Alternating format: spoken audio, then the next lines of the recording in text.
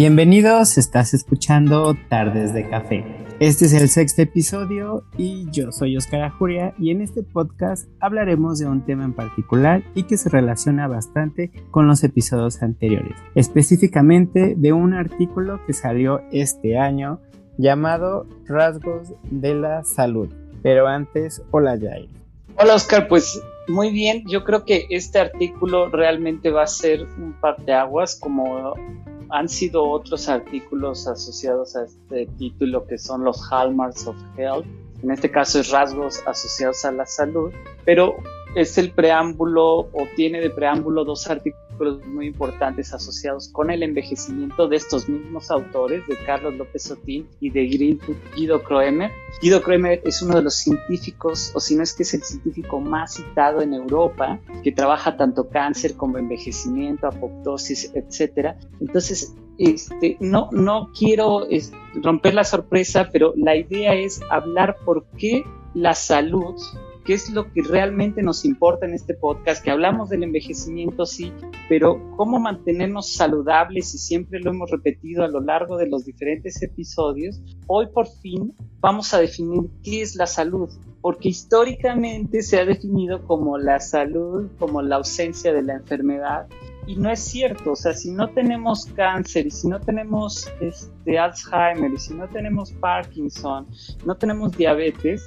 no quiere decir que estemos bien, o porque si no tenemos todas esas enfermedades sí estamos bien. O sea, ¿cuáles son los marcadores o cuáles son los procesos que hace nuestro cuerpo que nos dice que estamos bien? Y es la primera vez que creo que un artículo científico en esta revista como es Cell realmente se enfrenta a esa pregunta. Entonces, son muchos rasgos, pero vamos a empezar tratando de enumerarlos, así que bienvenidos a este sexto episodio sobre rasgos de la salud. Muy en particular, pues antes de definir todos estos rasgos, pues hay que definir bien qué es la salud de acuerdo a la Organización Mundial de la Salud. Esta organización la define como: la salud es un estado de completo bienestar físico, mental y social, y como mencionas, Jair, ¿no? Que no solamente es la ausencia de afecciones o enfermedades. Entonces, poco a poco vamos a desglosar todas estas cuestiones de la enfermedad y patologías, pero bueno, vamos con los 8 rasgos de la salud, que son: la primera es la integridad de las barreras, la segunda es la contención de las perturbaciones o alteraciones locales. Después tenemos como tercer rasgo reciclaje y rotación. El cuarto rasgo, integración de circuitos. Posteriormente tenemos el quinto rasgo, que son las oscilaciones rítmicas referente a los ritmos circadianos. El sexto rasgo, resiliencia homeostática. El 7, regulación hormética. Y el último rasgo, que es el 8, la reparación y regeneración. Creo que todos estos rasgos, o sea, nos dan el primer acercamiento a lo que define. O sea, cuando tú dices la definición de la OMS, dice, bueno, es estar bien en general. O sea, un estado completo de bienestar físico, mental y social. Pero el estar bien físicamente, mentalmente, o sea, quiere decir que nuestros sistemas o nuestros subsistemas en el cuerpo tienen que tener, como tú lo habíamos platicado antes de empezar a grabar, esa armonía. Y estos rasgos, que en general se pueden además agrupar, por ejemplo, en la compartimentalización espacial, tanto la integridad de las barreras como el contener las perturbaciones localmente, que son los dos primeros rasgos y que además se me hacen súper originales y se me hacen el centro de iniciar esta discusión acerca de cómo podemos evaluar que nosotros tenemos una buena salud. Y lo platicábamos a través de estos episodios. O sea, hay ciertas ideas que cuando alguien ve al otro dice, mira, se ve sano, y curiosamente estos elementos nos dan la primera oportunidad para realmente evaluarlos, o sea, observarlos y evaluarlos y validar efectivamente que le ayudan a alguien a tener ese bienestar físico del que tanto se define, y que además que cuando decíamos bienestar físico no decíamos, o sea, ¿Qué quiere decir? Que muscularmente estás bien, etcétera.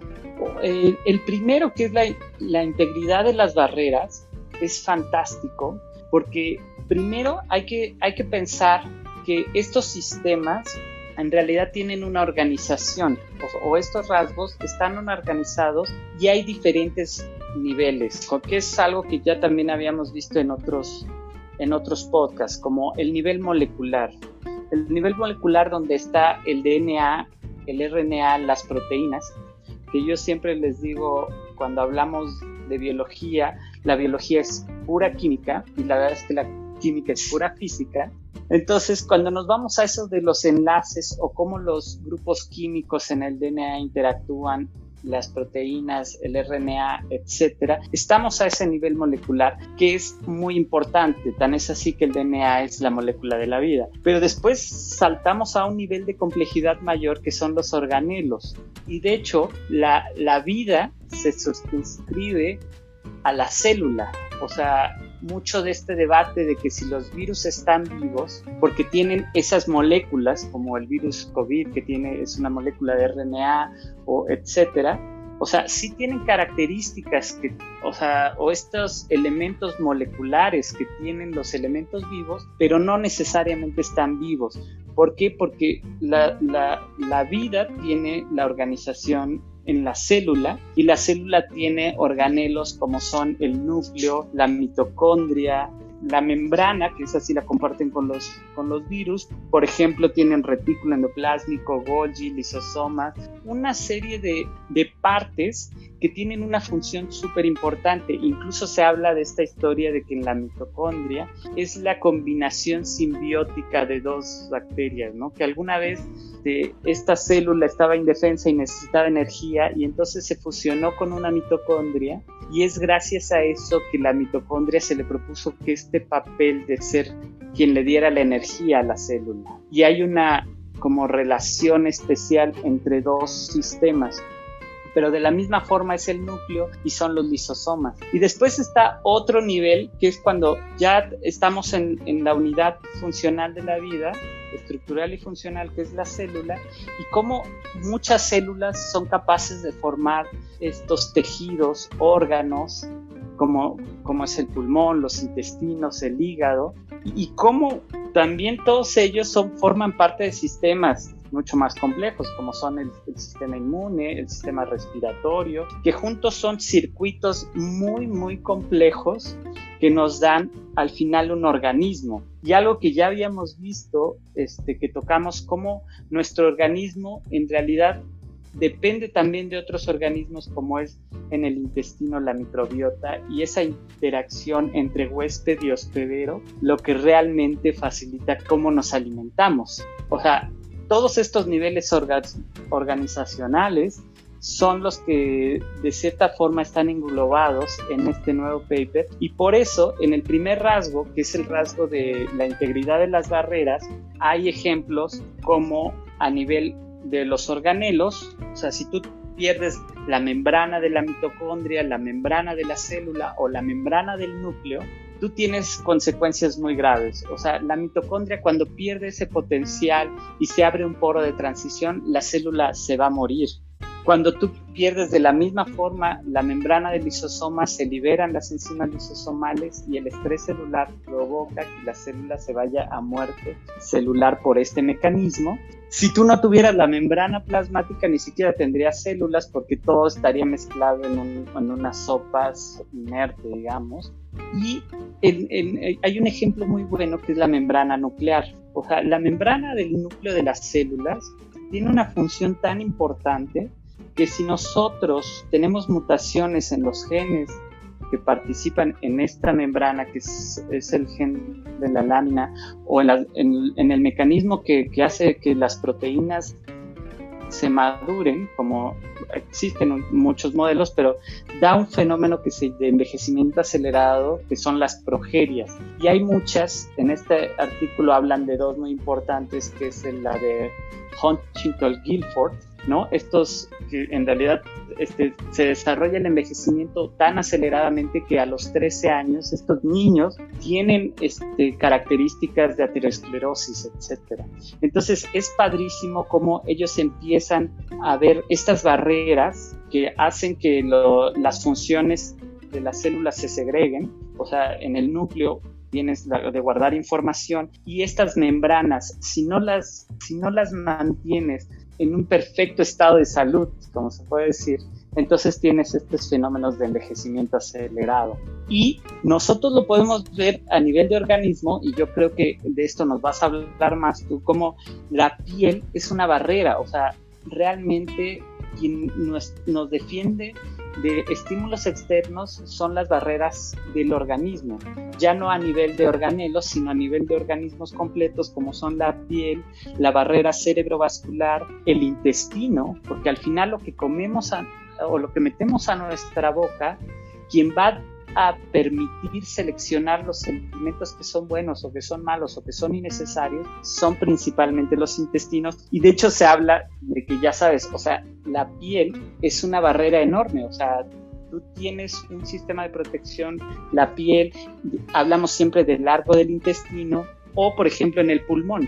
Hoy más que nunca sabemos que si tú estiraras las unidades alveolo-capilares, tendrías la superficie mayor que una cancha de tenis. O sea, el intercambio gaseoso, o sea, nosotros metemos muchísimos litros de aire por segundo o por minuto, y ese aire tiene que ser filtrado de alguna forma, y eso es a través de los alvéolos, etcétera. Entonces, yo creo que nos puedes hablar un poco más de estas barreras, cómo cuidamos día a día estas barreras que son la primer rasgo asociado a la salud, o sea, que estas barreras se encuentren en buen estado. Sí, bueno, incluso como bien lo decías, que somos seres humanos complejos, y creo que algo importante y hemos olvidado que somos un sistema que tiene muchísimas reacciones. Incluso el artículo menciona una definición desde la mirada de la investigación biomédica, donde la salud implica múltiples vías y reacciones que inducen a la enfermedad. Entonces son estos pequeños sistemas o circuitos, como lo habías comentado, que es lo que nos da pues esta capacidad de tener funcionamiento, pues si lo vemos de forma externa, en todo el día. Claramente esta integridad de las barreras intestinal, en donde pues está compuesta pues, de moco, hay una capa epitelial, es la primera estructura que deben superar los patógenos de la mucosa para establecer una infección. Entonces aquí está bien planteado que pues nuestro cuerpo reacciona de diferente manera para contrarrestar algún desequilibrio, y es aquí que pues estos desequilibrios, por ejemplo la microbiota, puede haber una disbiosis y que puede comprometer a esta función de la barrera intestinal. No sé si recuerdan en el episodio 3 con Ana, que Ana nos explicaba sobre que tenemos que tener una microbiota adecuada y alimentarlo, pues como ella lo decía, como un rebaño. Tenemos que alimentar a estas bacterias para que tengamos un buen funcionamiento, que incluso... Con fibra, ¿no? Con fibra, exacto. Bueno, ya más adelante lo vamos a hablar, pero esta microbiota se ha visto que hay una conexión pues a nivel de cerebro, intestino y casi con todos los órganos. Otro ejemplo de que estas barreras en la piel, ya que dijiste, o sea, la enfermedad en el intestino, o sea, en la piel, tener la piel deshidratada es un problema.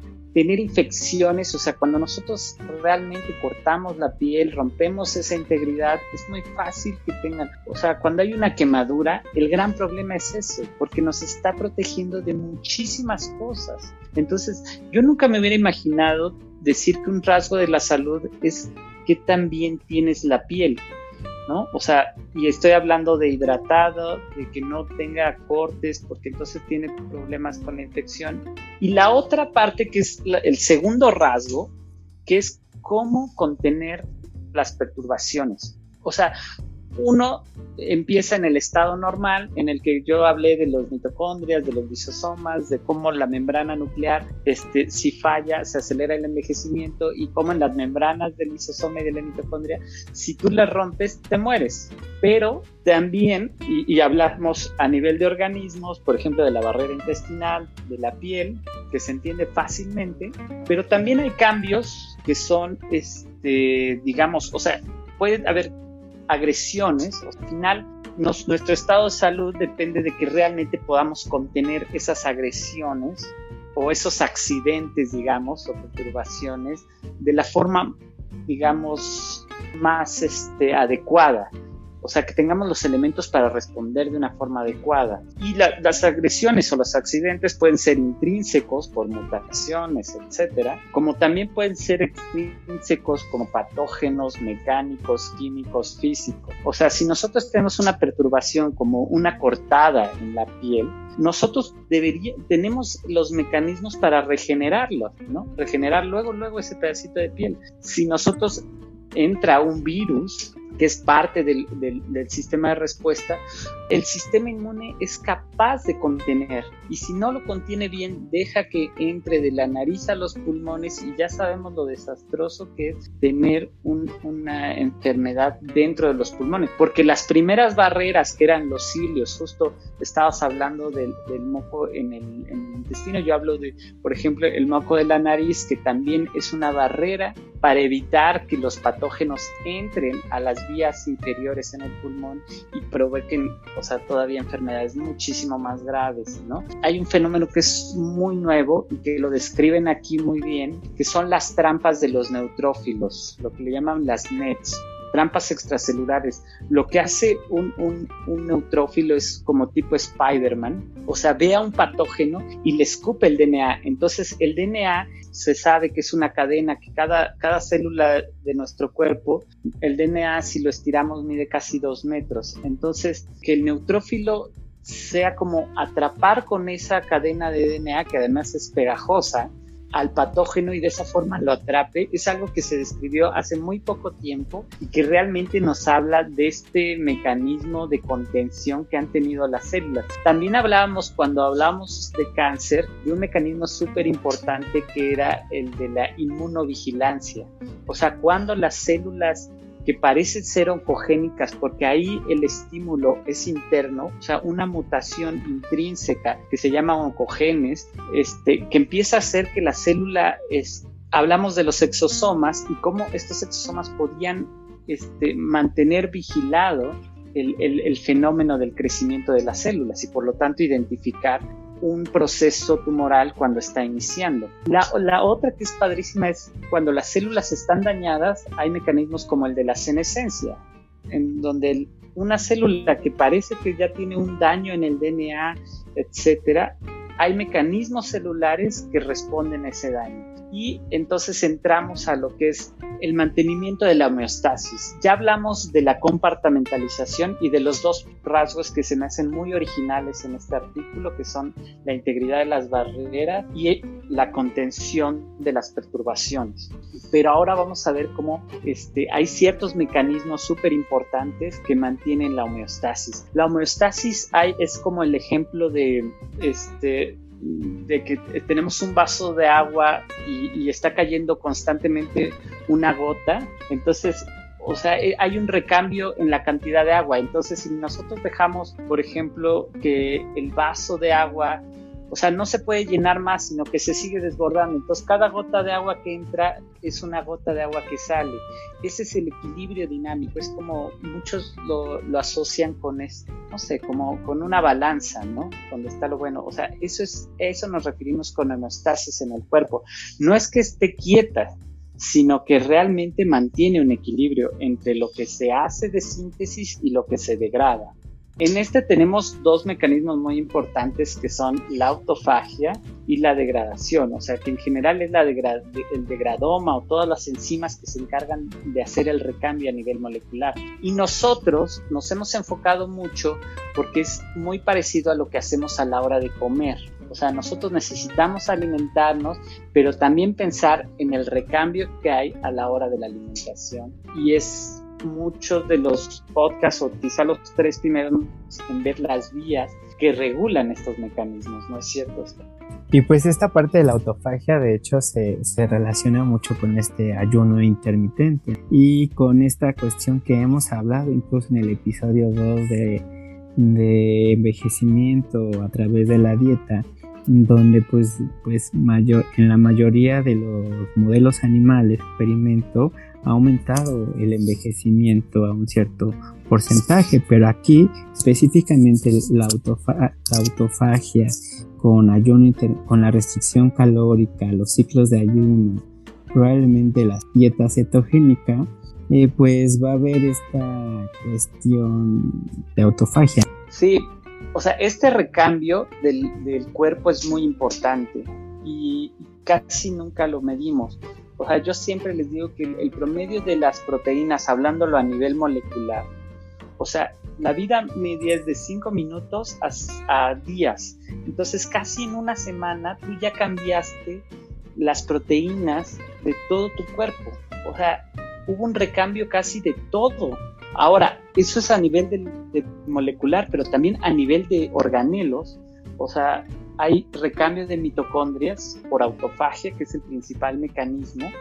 También hay la síntesis de nuevos organelos, tanto de mitocondrias como de lisosomas. O sea, los lisosomas son esos como botes de basura, pero que tienen enzimas, entonces como un reciclado perfecto. Y la autofagia es ese mecanismo que selecciona las cosas dentro de la célula para que vayan a ese sistema de reciclado. Es como el camión de basura y la fábrica de reciclado, el lisosoma. Entonces, juntos logran hacer un reciclado perfecto en la célula cuando funciona bien. Cuando no funciona, entonces empezamos a tener problemas.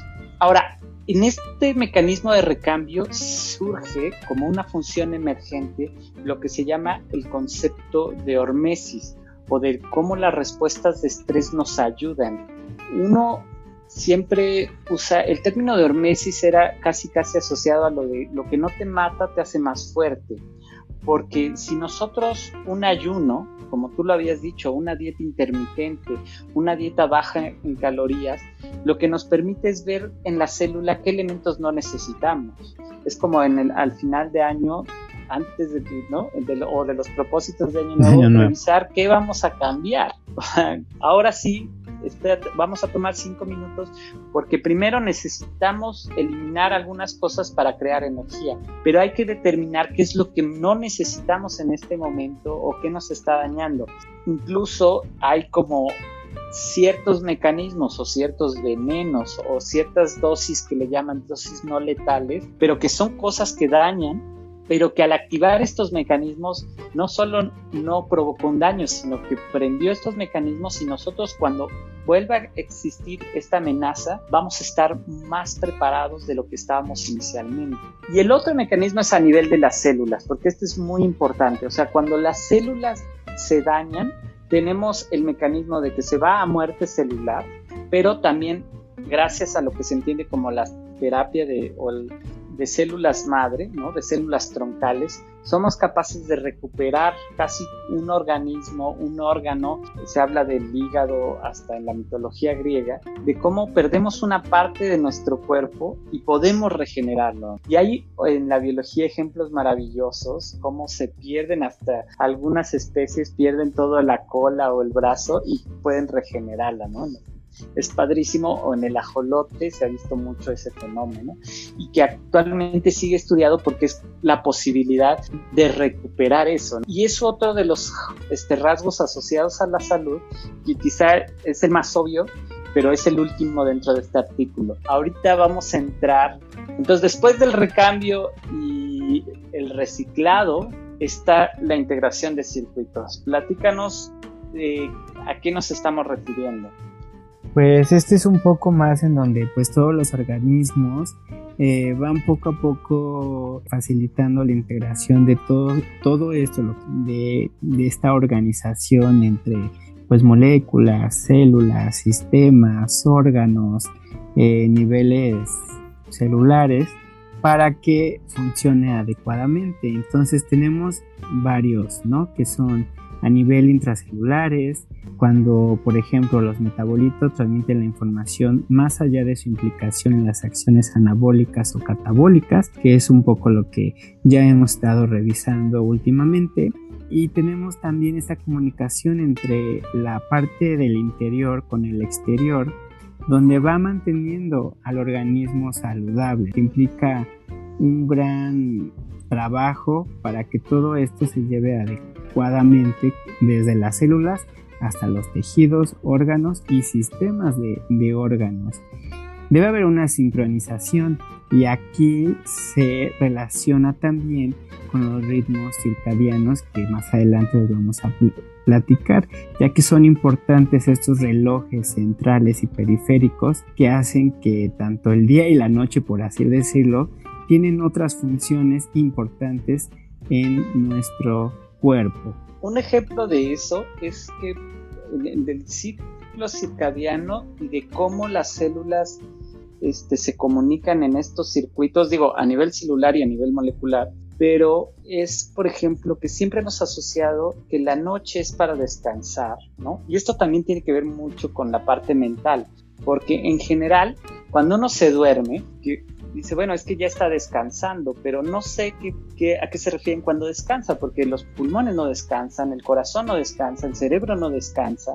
Entonces, en realidad, a quien mandan a descansar es a los músculos, o sea, algunos músculos, pero de hecho el tono muscular que está dado por el cerebro y habla de esos circuitos fantásticos entre cómo el cerebro produce los neurotransmisores para mantener el tono muscular. Si nosotros quitamos la inervación, y eso se sabe, se va perdiendo luego el músculo.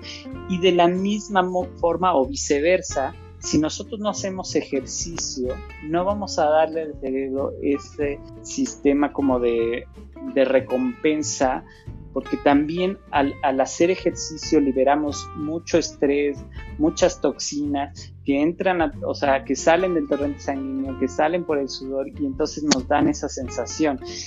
Esa comunicación es justo a lo que se refieren estos rasgos pero yo iba a dar el ejemplo de que también, por ejemplo, la respuesta a hipoxia por el HIF-1 alfa, que es el factor inducible por hipoxia, solo se da en el día principalmente la respuesta, y él maneja una gran cantidad de genes que se encargan del metabolismo de la glucosa, y que, como ya vimos, el metabolismo de la glucosa y la vía de la insulina es la principal vía asociada al envejecimiento. Si nosotros, al igual que con la dieta, disminuimos el consumo y disminuimos la actividad de esta vía, vamos a vivir más. Pero no podemos quitarla, porque entonces es incompatible con la vida.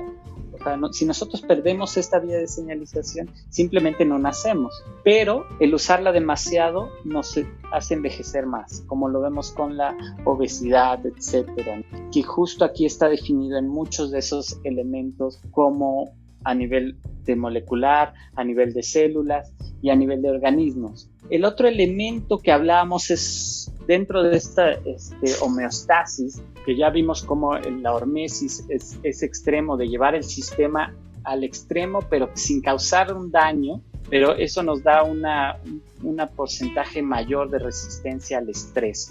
Entonces tenemos la entrada, que ya vimos que pueden ser daños, etcétera, mutaciones genéticas, mecanismos de daños neurales, las hormonas, que son súper importantes y que además creo que es el ejemplo perfecto de cómo se comunican los diferentes órganos o los diferentes sistemas, igual que en el sistema inmune. Otro de los grandes ejemplos de que ya vimos cuando hablamos de la microbiota es que tener una buena microbiota dentro del estómago, dentro del intestino, realmente nos va a alimentarnos mejor. Aunque hablábamos de la fibra y decíamos que la fibra no la podemos absorber nosotros, pero es lo que le damos de comer a nuestra microbiota. Y siempre decíamos que es súper complicado entender cómo es que esa microbiota está bien y mal, porque cuando nos comemos mucha fibra, pero no habíamos comido mucha fibra, entonces nos hace mucho daño porque no está acostumbrada a nuestra microbiota o porque ya está dañada. Entonces tenemos que irla recuperando poco a poco y cuidarla, como de lo que hablábamos antes. Pero hay muchas otras respuestas de estrés que nos llevan a otro rasgo asociado a la salud, que es resiliencia homeostática. O sea, cuánto esas perturbaciones nos van a sacar. Por ejemplo, ¿qué va a pasar si yo consumo mucho alcohol? ¿Qué tanto le va a pasar a mi pH, a la presión? Si yo hago una comida hipercalórica, o sea, sí la puedo hacer, pero ¿qué tanto nuestro cuerpo va capaz de responder a este estímulo, ¿no? A veces, como yo les decía, en el caso de la hormesis, va a poder activar esos mecanismos y va a responder de una forma mejor, o al revés. Esta dinámica o este rango de respuesta, si es amplio, tenemos mucha salud. Si es muy bajo, como lo vemos con el pH o el azúcar en la sangre en un diabético, o sea, comen una paleta y se dispara. O sea, eso está hablando de que nuestra dinámica o ese poder responder al estrés es muy bajo. Nuestra respuesta al estrés es mínimo y eso obviamente nos lleva a muchas enfermedades y nos saca de lo que es un estado de salud definido por los rasgos asociados a la salud. Entonces, ¿cómo definimos realmente que estamos dentro de un rango homeostático? Cuéntanos. Pues esta parte de la resiliencia homeostática, yo creo que lo acabas de mencionar muy bien, y la parte y el ejemplo lo podemos observar, ¿no? El aumento de la obesidad, el aumento de prevalencia de diabetes, incluso la primera causa de muerte a nivel mundial, que son las enfermedades cardiovasculares, que son respuestas proinflamatorias en donde desequilibran pues casi todos los sistemas de nuestro cuerpo. O sea, no lo podemos ver como una enfermedad específica, sino abarcar todos estos sistemas para que estén pues en equilibrio. Bueno, debe haber mecanismos neuronales estables, factores genéticos, que puede haber una predisposición a esta resiliencia homeostática. Tenemos las hormonas, que ya las habíamos, ya lo habías comentado. Entonces, estar en este estrés crónico, pues el cuerpo tiene que adaptarse y pues de cierta manera pues desajustar estos mecanismos. De ahí podemos tener este sistema inmunitario, por ejemplo, lo que ahorita está actual, pues el contagio de COVID, que hay una mayor predisposición si tenemos alguno de los factores cardiometabólicos alterados, pero que hay que tomar en cuenta estos factores, así como la microbiota intestinal. ¿Cómo ves, Jair? Sí, yo creo que por último íbamos a llegar ya a lo que es dentro de los rasgos asociados a la salud, que como ya dijiste claramente, o sea, pasamos de las barreras al contener las perturbaciones, al reciclado de estas proteínas que se producen, que no, a la integración de circuitos que hablábamos de las hormonas o de la relación entre organismos, como con nuestra microbiota. Luego hablamos de las oscilaciones rítmicas del día y la noche, como algunos procesos o algunas hormonas. De hecho, la hormona del crecimiento tiene esos ciclos circadianos, etcétera. Después hablamos justo de cómo nosotros podemos mantener esta homeostasis, o sea, qué tan preparados estamos para recibir el daño, es lo que le llaman la resiliencia homeostática, que es súper importante, y cómo también la regulación hormética, que es como una cosa que es tóxica, activa los mecanismos por los cuales nos enfrentamos a eso. Entonces es un yin-yang, como ellos lo plantean, o sea, la salud es ese constante ir y venir de la enfermedad o de mover los límites dentro de, por ejemplo, el pH o lo que hablábamos. Y el último punto es la reparación y la regeneración, que yo les decía que a nivel celular, por ejemplo, en las células de cáncer es el daño al DNA, pero a nivel de tejidos son las células madre. O sea, ¿con cuántas células madre tenemos o llegamos al envejecimiento? De hecho, en el artículo de estos rasgos asociados al envejecimiento, estos dos autores, López Otín y Guido Kromer, junto con otros, como Manuel Serrano, proponen que el envejecimiento es a nivel celular, digamos, se correlaciona o se asocia con un agotamiento de células madre y una alterada intercomunicación celular. O sea que, por ejemplo, yo necesito que las células sanguíneas vayan a regenerar una lesión del pulmón, pero yo no les pude avisar que vienen esas células, y además cuando llegan, las células que se encargan de la regeneración, así como, o sea, que es proliferación y recuperación de la arquitectura, ya vienen disminuidas en número y en función, entonces no son capaces de hacer la reparación y la regeneración adecuada del órgano, y ese es el culpable de que nosotros parezcamos viejos, digamos.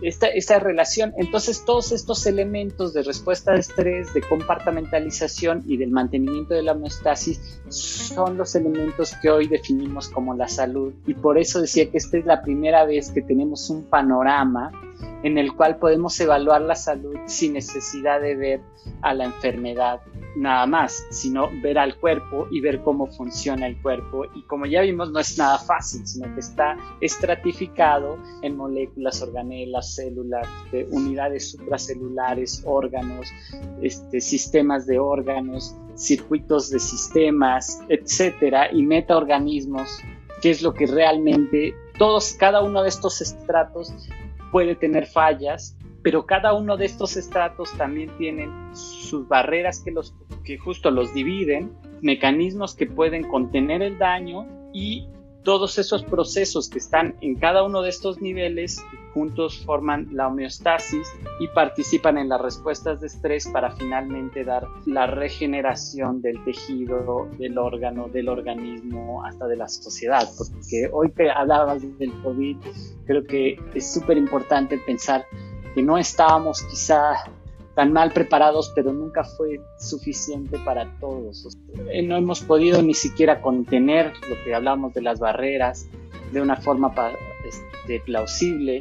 Al final todos vamos a sufrir las consecuencias de eso y vamos a tener que salir como sociedad en un nivel de organización súper complejo, pero hemos visto que tanto a nivel molecular, porque se desarrollaron las vacunas, algo inaudito. O sea, en toda la historia de la humanidad nos hemos enfrentado a una gran cantidad de pandemias y, o sea, no sé, por mencionar la gran cantidad de vacunas que tenemos, la del virus de la poliomielitis, de la rubiola, de la viruela, y es la primera vez que lo logramos enfrentarnos en un tiempo récord, y aún así parece que no fue suficiente.